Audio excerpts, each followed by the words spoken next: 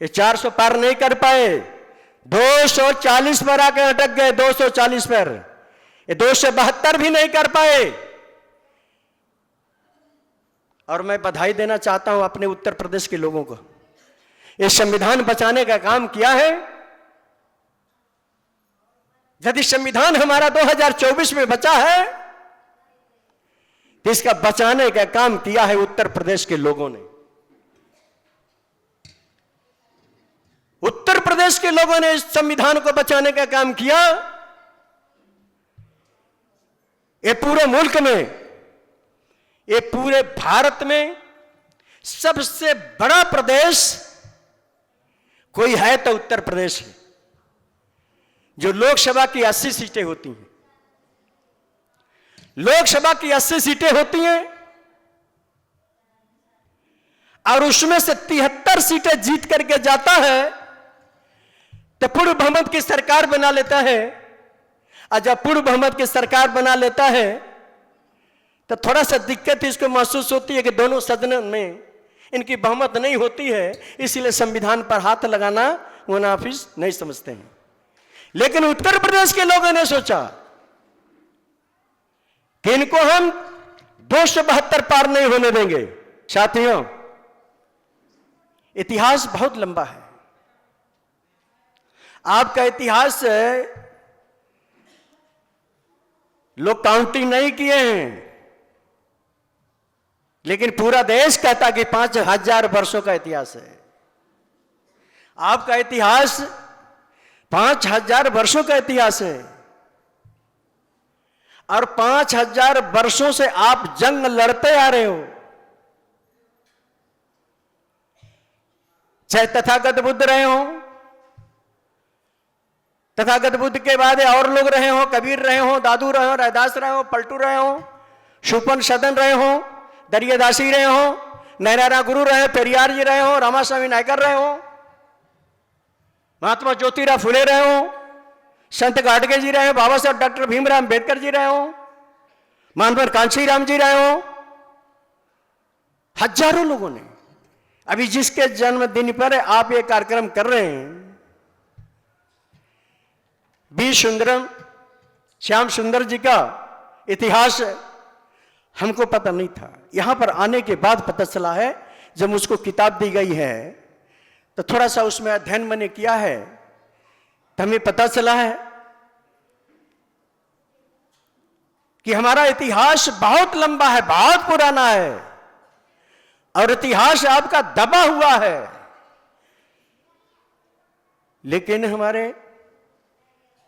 मैं बधाई देता हूं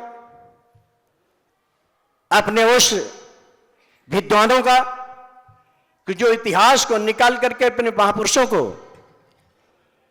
जिन लोगों ने जंग लड़ करके यहां तक हम लोगों को पहुंचाने का काम किया है, उनका इतिहास बताने का हमारे विद्वान साथी काम कर रहे हैं। यदि विद्वान नहीं होते तो हम लोग जानते भी नहीं। और विद्वान यदि बाबा साहब ना होते तो हमारे लोग विद्वान होते भी नहीं। तो बाबा साहब ने इस देश में अपने के विद्वता के साथ अपने लोगों को विद्वान बना करके गए हैं। जो दलदल में फंसा हुआ आपका इतिहास है, उसको निकाल करके आपके सामने ये पूरे भारत के दलित, ओबीसी, एससी, एसटी, उस देश के जो मूल निवासी हैं वो इतिहास की जानकारी दे रहे हैं, तो हमको आपको जानकारी मिल रहा है। साथियों, मैं इतिहास की तरफ नहीं जाना चाहता। इतिहास की तरफ इतिहासकार ये लोग बैठे हुए हैं, कुछ लोगों ने बात किया है, कुछ साथियों की बात आई है। मैं सिर्फ आज के हालात, इस देश में आज जो हालात पैदा की गई है, मैं उस पर थोड़ा सा चर्चा करना चाहता हूं। आज हमें ये जो मंच मिला है, आज जो हमें ये माइक मिला है, आज आपको चेयर पर बैठ करके सुनने का मौका मिला है, आज सैकड़ों संख्या में आप लोग इकट्ठा बैठे हो। आज हमें सूट बूट पहनने का जो मौका मिला है, आप लोगों को जो बढ़िया बढ़िया वस्त्र में, आप जो है एक ड्रेस में आपको जो सलामी करने का मौका मिला है, आज ये खतरे में। ये जो मौका मिला है आज ये खतरे में है। ये मौका खत्म होने जा रहा है। जो हमको महल बना करके रहने का मौका मिला है, IAS, PCS, IPS, doctor, master, engineer, doctor वगैरह वगैरह पदों पर पहुंचने का जो मौका मिला है, संसद विधायक का जो मौका बनने का मौका मिला है, पंचायती व्यवस्था में हमारे लोगों को प्रधान बीडीसी जिला पंचायत बनने का जो मौका मिला है, खेती करने का जो मौका मिला है, ये सारी व्यवस्थाएं जो मिला है, ये व्यवस्था अब खत्म होने जा रही है। इस पर मैं चर्चा करने के लिए आया हूं। मैं इस पर चर्चा करने के लिए आया हूं। आइए, व्यवस्था, ये बाबा साहब डॉक्टर भीमराव अंबेडकर ने ये भारत का संविधान, ये भारत का संविधान देकर के इस व्यवस्था को, इस देश के मूल निवासियों को, इस देश के पिछड़ी जातियों को, इस देश के दलित समाज को, इस देश के एससी, एसटी, ओबीसी को इसमें व्यवस्थित किया है। बाबा साहब ने भी इसमें व्यवस्थित किया है। इसका नाम है भारतीय संविधान। ये भारतीय संविधान में आपका इतिहास है। जिस इतिहास को लोग छपा छपा करके बांट रहे हैं, ये नहीं रहेगा तो ये छपाने का भी मौका आपको नहीं मिलेगा। ये नहीं रहेगा तो आपका इतिहास पढ़ने का मौका नहीं मिलेगा। ये नहीं रहेगा, ये भंते जो बने हैं इनको भी भंते बनने का मौका नहीं मिलेगा। ये नहीं रहेगा तो जय भीम, अभी दोनों हाथ उठा करके बड़ी ताकत के साथ हम लोगों ने जय भीम का उद्घोष किया है, ये जय भीम का उद्घोष करने का मौका नहीं मिलेगा। मैं आप लोगों से जानना चाहता हूं, इसलिए हमारा बुखार है। मैं बुखार के साथ में यूपी से जो फ्लाइट पर मैं गया तो मेरी शरीर कांप रही थी बुखार से। मैंने सावित्रीबाई फुले से कहा कि मुझे बुखार तो है लेकिन मैं चलूंगा जरूर, मैं जाऊंगा कार्यक्रम में। मैं कार्यक्रम में आया हूं, रात में भी बुखार था, अभी भी मेरा बुखार है। मेरे पसीने से दवा खाया हूं, पसीने से बिल्कुल भीगा हुआ है। तो साथियों, मैं सिर्फ आप लोगों से एक सवाल करना चाहता हूं। इसको बचाने के लिए आपके पास मैं जानना चाहता हूं किस हथियार से इसको बचाया जाए। ये भारत का संविधान आप सबको पता है, अब तो मोबाइल पर भी आ रहा है, सबको पढ़ने और देखने को मिल रहा है। इस देश की सरकार, जिसको आप मनुवादी कहते हो, आरएसएस की सरकार, बीजेपी की सरकार, ये सरकार बना करके आपकी ताकत को ये खत्म करने जा रहे हैं। आपकी ताकत क्या है? भारत का संविधान। ये संविधान को खत्म करने जा रहे हैं। जब ये संविधान खत्म हो जाएगा तो हम कहां थे? इस संविधान से हम लोग यहां तक पहुंचने का हमको मौका मिला है। जब संविधान रोक दिया जाएगा, कानून रोक दी जाएगी, तो हम तो जहां खड़े हैं यहीं रह जाएंगे, लेकिन जो भविष्य हम तैयार कर रहे हैं, जो बच्चे हम तैयार कर रहे हैं, वो गुलाम हो जाएंगे। वो गुलाम हो जाएंगे। और जिन महापुरुषों का नाम हम लोग ले रहे हैं, उन लोगों ने जंग लड़ करके, कुर्बानी दे करके, और हम लोगों को गुलामी से बचाने का काम किया है। बाबा साहब कांसीराम जी से लेकर के और आगे अब जाइएगा, पता है नाम कितने आएंगे। उन लोग अपने को कुर्बान होकर के जंग लड़ करके व्यवस्था से जंग लड़ा है, जंग लड़ करके हम लोगों को आजाद कराने का काम किया है। हमको गुलामी से बचाने का काम किया है। और हम लोग जो जंग लड़ रहे हैं, ये पूरे भारत में 1,25,000 संगठन, 1,25,000 संगठन ये पूरे भारत में काम कर रहा है। काहे के लिए काम कर रहा है? ये जो छोटे मुन्ने बच्चे हैं, भैया बहनी जो लोग हैं,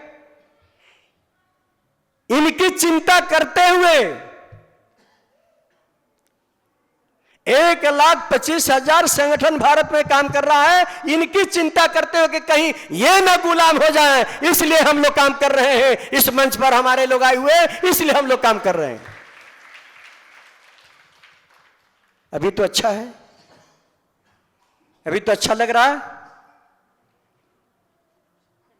ताली भी बज रही है। और इसका डेट रख दिया गया है, इसका डेट रख दिया गया है। आप लोग डेट जानते हैं, ये तारीख लिखा गया कि इस तारीख को खत्म किया जाएगा। ये संविधान को खत्म करने के लिए 2029, ये 2029 तारीख निश्चित कर दी गई है कि 2029 में इस संविधान को हम खत्म करेंगे। इस संविधान को खत्म करने के लिए 2025 में ही तैयारी थी। इस संविधान को खत्म करने के लिए 2024 में ही तैयारी थी। जब पूरे भारत में नारा लग रहा था कि अब की बार 400 पार, ये नारा कौन लगा रहा था? जिससे 5,000 वर्षों से हम लड़ते चले आ रहे हैं। वो लोग आज हुकूमत में हैं, वो लोग नारा लगा रहे थे कि अब की बार 400 पार। आप लोगों ने सुना होगा, आप लोग मोबाइल में सुने होंगे, ये नारा लग रहा था। जब नारा लग रहा था तो पूरे भारत में 1,25,000 संगठन बना करके काम करने वाले की नींद हराम हो गई। कहा अरे बाप रे बाप, ये तो 400 पार की बात कर रहा है। और 400 पार यदि आ जाएगा, ये 272 में बहुमत होती है, ये 400 पार कहीं आ जाएगा तो हमारा संविधान नहीं बचेगा। और संविधान नहीं बचेगा तो हमारे लोग सब लोग गुलाम हो जाएंगे। इस संविधान को बचाने के लिए 2024 में पूरे भारत में जो जहां भी था, पूरी ताकत लगा करके काम करना शुरू किया। 2024 में इनको रुकने का काम हम लोगों ने किया। ये 400 पार नहीं कर पाए, 240 पर आकर अटक गए। 240 पर, ये 272 भी नहीं कर पाए।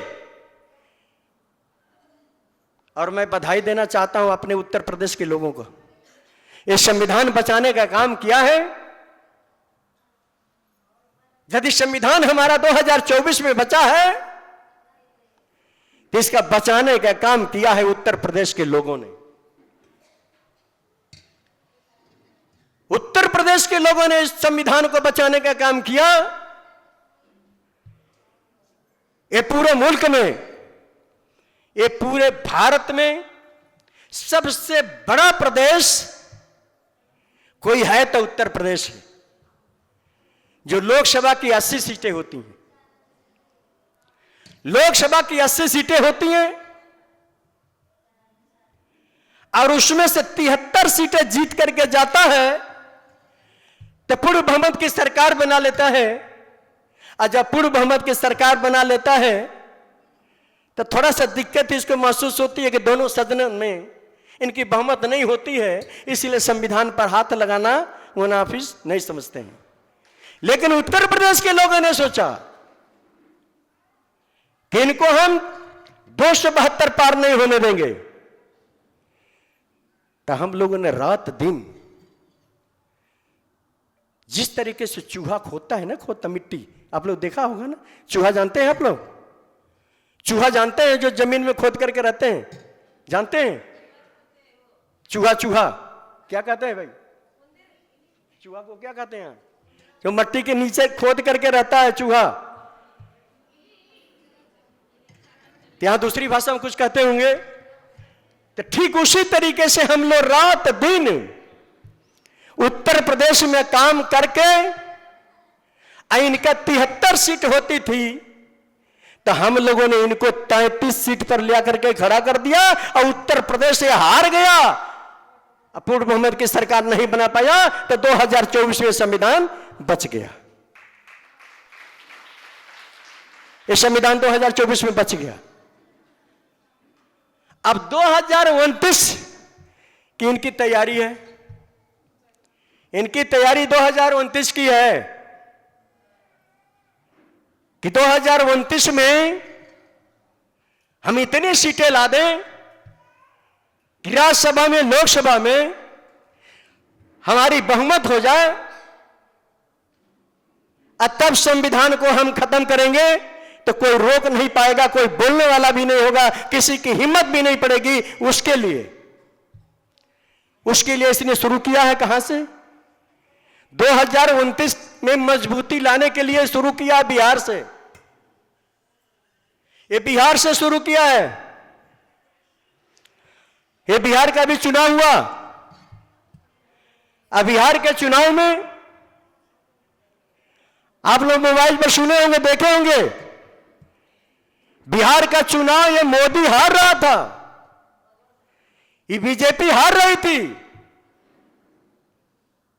बहुत बड़ा आंदोलन खड़ा हो गया इनके खिलाफ। एक जालसाजी के साथ, धोखे से इसने वोट को कम करने के लिए एसआईआर लाया। एसआईआर आपका भी होगा, यहां भी होगा, पूरा मुल्क में होगा। एसआईआर लिया करके वो क्या कर रहा? हमारे लोग एसआईआर का महत्व भी नहीं समझते, उनको जानकारी भी नहीं कि एसआईआर क्या होता है। एसआईआर मतदाता सूची जो बन रही है, इसमें आपका वोट कम करने जा रहे हैं। ये 2029 की तैयारी है। ये वोट आपका कम करेंगे, वोट आपका कम करके अपनी सरकार बनाएंगे, राज्यों में सरकार बनाएंगे।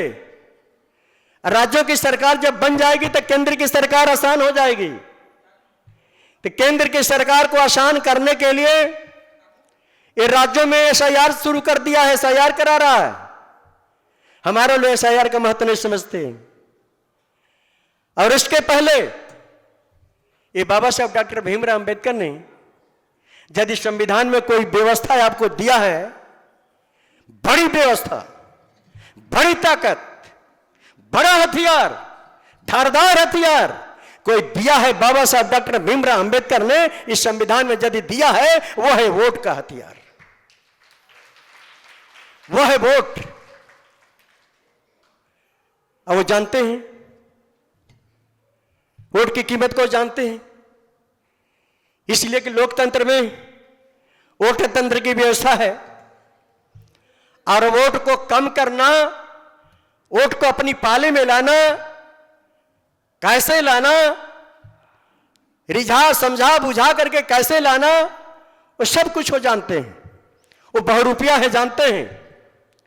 लेकिन बाबा साहब डॉक्टर भीमराव अंबेडकर ये आज कह रहे हैं कि 2003 का आपको प्रमाण देना पड़ेगा, जबकि ऐसा संविधान में कहीं व्यवस्था नहीं है। लोग कहते हैं कि हम डॉक्टर अंबेडकर के संविधान को नहीं मानेंगे। डॉक्टर अंबेडकर ने संविधान में व्यवस्था दिया है कि जिसकी उम्र 18 वर्ष की होगी और वो जब तक जिंदा रहेगा तब तक वोट देने का अधिकारी रहेगा। लेकिन आज ये कहते हैं इस संविधान को हम नहीं मानेंगे, डॉक्टर अंबेडकर की व्यवस्था को नहीं मानेंगे। वो अपनी व्यवस्था, अपनी कानून लागू करने जा रहे हैं। साथियों, ये देश ये राजतंत्र का देश था। ये देश राजतंत्र का देश था। राजतंत्र में इलेक्शन नहीं था, सिलेक्शन था।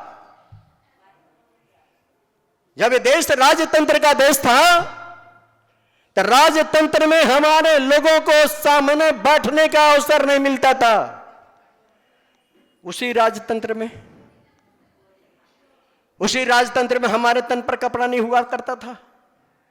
उसी राजतंत्र में हमारे लोगों को महल बनाने का मौका नहीं देता था। उसी राजतंत्र में हमारे लोगों को पढ़ने लिखने का अवसर नहीं था। उस राजतंत्र में इलेक्शन नहीं था, उस राजतंत्र में सिलेक्शन था। तब सिलेक्शन होता था। और सिलेक्शन उसी का होता था कि जो गांव में एक बड़ा आदमी हुआ करता था, उसी के लोग सिलेक्शन कर देते थे हाथ उठा करके। जिनका मन भी नहीं करता था तो भी डर के वजह से वो भी हाथ उठा करके समर्थन कर देते थे, सिलेक्शन हो जाता था। इसको बड़ी बारीकी से, इसको बहुत बारीकी से, बड़ी बारीकी से बाबा साहब डॉक्टर भीमराव अंबेडकर ने भांपा। और जब बाबा साहब डॉक्टर भीमराव अंबेडकर को कॉन्स्टिट्यूशन, ये संविधान बनाने का अवसर मिला, तो सर्वप्रथम बाबा साहब उसी पर अटैक किया। बाबा साहब कहीं अटैक किया है तो सर्वप्रथम इसी पर अटैक किया कि अब सिलेक्शन नहीं होगा, अब इलेक्शन होगा। और इलेक्शन से जो जनता वोट दे करके अपने मताधिकार का प्रयोग कर के जिसको जिताएगी, जो बहुमत में आएगा, वही राजा होगा, वही प्रधान होगा, वही बीडीसी सदस्य होगा, जिला पंचायत सदस्य होगा, विधायक होगा, सांसद होगा। वोट की व्यवस्था बाबा साहब ने दिया तो सिलेक्शन को रोक दिया। और सिलेक्शन को रोकने के बाद इलेक्शन पर लेके खड़ा कर दिया। तो हर पंचवर्षीय योजना बाबा साहब ने कायम कर दिया। हर 5 साल में आपको इलेक्शन का मौका दिया जाता है कि आप लोग अपना वोट दे करके आप अपना रहनुमा चुनो। ये व्यवस्था है। लेकिन इन लोगों को लगता है, इन गद्दारों को लगता है कि डॉक्टर अंबेडकर यदि वोट की व्यवस्था नहीं दिया होता तो अहिर गरेडिया तेली तमोली सोनार लोहार मल्ला काची धीवर पासे राजमान नोदिया कांदी कलवार चमार भंगे मुराऊ कुर्मी मुसलमानों के घर पर जाकर के हमको हाथ जोड़ना नहीं पड़ता। ये डॉक्टर अंबेडकर ने वोट का अधिकार दे दिया है, इसीलिए सबके घर पर जाकर के हाथ जोड़ना पड़ता है, दाढ़ी में हाथ लगाना पड़ता है, पांव पकड़ना पड़ता है। तो इसी व्यवस्था को वो खत्म करने जा रहे हैं। ये व्यवस्था खत्म हो जाएगी तो कोई आपको पूछेगा? मैं आप लोगों से जानना चाहता हूं, यदि वोट की व्यवस्था खत्म हो जाएगी तो आपको कोई पूछेगा? कोई पूछेगा? नहीं पूछेगा। जरा टाटा कर दो, हाथ उठा करके टाटा करो। आप लोग हाथ उठा करके टाटा करो कि नहीं पूछेगा? हाथ हिला करके कहो कि नहीं पूछेगा। नहीं पूछेगा। यही एक ताकत है। ये बाबा साहब ने ये ताकत दिया है, इसी को बचाना है। अब हमको क्या बचाना है? हम बाबा साहब को बचा करके, बुद्ध को बचा करके, बी श्याम सुंदर को बचा करके, उनके नाम को बचा करके हम कुछ नहीं कर पाएंगे जब तक हम इसको नहीं बचाएंगे। जब तक हम इसको नहीं बचाएंगे। और मैं आपसे सवाल करना चाहता हूं, एक तरफ बाबा साहब का रख दो, एक तरफ बाबा साहब हैं, एक तरफ पार्टी भी है, एक तरफ नेता है, एक तरफ भारत का संविधान है। इसमें से किसको बचाना चाहिए? किसको बचाना चाहिए? संविधान को बचाना चाहिए। जरा हाथ उठाओ आप लोग, सभी लोग हाथ उठाओ। हमें संविधान को बचाना चाहिए। और जब संविधान बच जाएगा तो बाबा साहब भी बच जाएंगे, बी श्याम सुंदर भी बच जाएंगे, बुद्धा भी बच जाएंगे। आपका जितना कुछ मिला है ये भी बच जाएगा, और यदि ये नहीं बचा तो कुछ भी नहीं बचेगा। तो इसको बचाने के लिए हमको आपको काम करना चाहिए। करना चाहिए कि नहीं करना चाहिए? करना चाहिए, करना चाहिए। आज इसको कौन खत्म कर रहा है? कौन खत्म कर रहा है? बोलो। बीजेपी खत्म कर रही है ना।